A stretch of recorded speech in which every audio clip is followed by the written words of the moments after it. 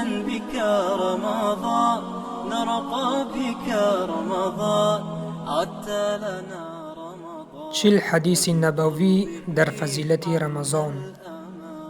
ونفوسنا فيه تصان وبصومه به نام خداوند بخشنده و مهربان.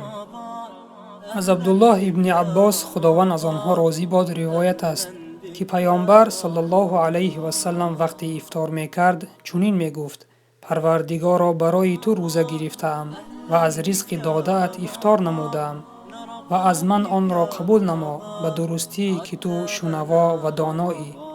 وبقربه عم الأمان هنگام افطار کردن دعا نمودن سنت است، چنانچه پیامبر صلی الله علیه و سلم هنگام افطار دعا نموده می گفت: پروردگارا، برای تو روزه گرفتم و از رزق داده ات افطار نمودم و از من آن را قبول نما به درستی که تو شنوا و دانایی. جایگاه نیت اصلا قلب است، اما حکمت به زبان ذکر نمودن برای جمع فکر و اندیشه بسیار موافق می باشد. پس در وقت افطار نمودن دعا را فراموش نکنیم که این وقت قبول دعا هاست.